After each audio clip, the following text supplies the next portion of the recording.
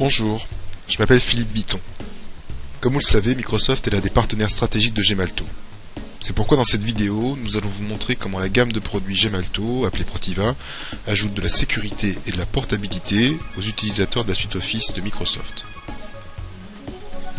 Et plus particulièrement, nous allons vous montrer, avec l'aide précieuse de mon collègue Alain Doutré, comment aujourd'hui la carte à puce Gemalto peut être utilisée pour générer une signature numérique hautement sécurisée et fiable pour les documents produits par la suite Office tels que Word, Excel, PowerPoint. Ajouter une signature numérique à un document apporte une véritable valeur ajoutée. Ainsi, le destinataire du document est confiant sur le fait que l'émetteur du document est véritablement la personne qu'elle prétend être, que le document n'a été modifié en aucune façon et que l'émetteur ne peut nier le contenu du document qu'il a lui-même signé. On comprend alors que la clé utilisée lors de la signature du document doit être stockée de manière très sécurisée. Et c'est ici que les cartes à puce Gemalto ont un rôle à jouer. Stocker la clé dans une carte à puce permet de la protéger par un code PIN, qu'il est alors nécessaire de connaître pour pouvoir y accéder.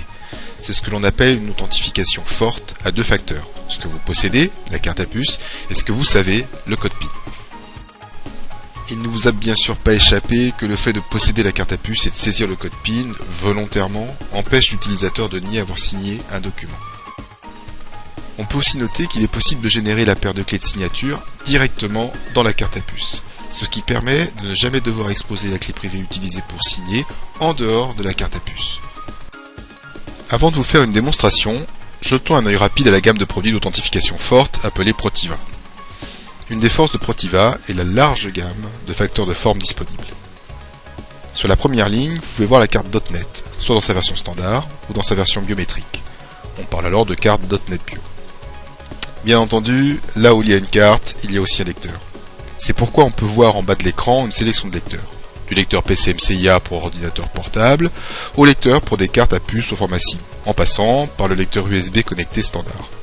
Enfin, nous proposons également des tokens contenant des cartes .NET. D'un côté, à gauche au milieu de l'écran, le .NET Dual, qui peut être utilisé en mode connecté ou non connecté.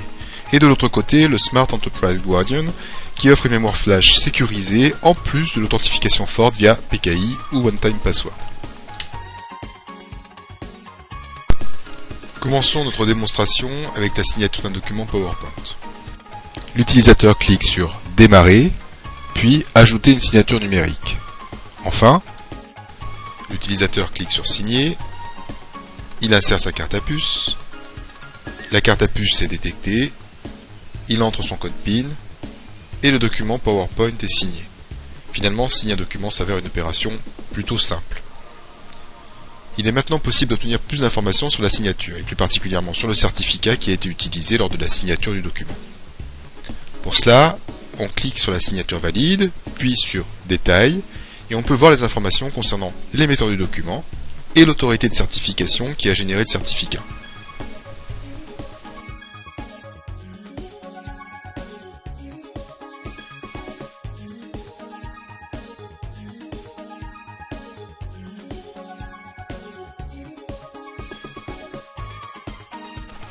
Continuons notre démonstration avec la signature d'un document Excel. On clique sur Préparer, puis sur Ajouter une signature numérique, et enfin sur Signer. La carte à puce est insérée, on doit donc juste saisir le code PIN. Et la signature est générée, et le document est signé en utilisant le certificat stocké dans la carte à puce. Il est aussi possible d'obtenir plus d'informations sur la signature, et plus particulièrement sur le certificat qui a été utilisé lors de la signature du document, comme précédemment. Pour cela, comme toujours, on clique sur la signature valide, puis sur Détails, et on peut voir les informations concernant l'émetteur du document et l'autorité de certification qui a généré le certificat.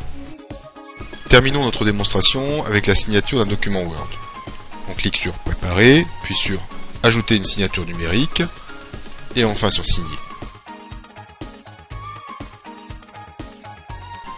La carte à puce est insérée, on doit donc juste saisir le code PIN, et la signature est générée, et le document est signé en utilisant le certificat stocké dans la carte à puce. Comme toujours, on peut obtenir plus d'informations sur la signature, et plus particulièrement sur le certificat qui a été utilisé lors de la signature du document. Pour cela, on clique sur la signature est valide, puis sur détails, et on peut voir les informations concernant les méthodes du document et l'autorité de certification qui a généré le certificat.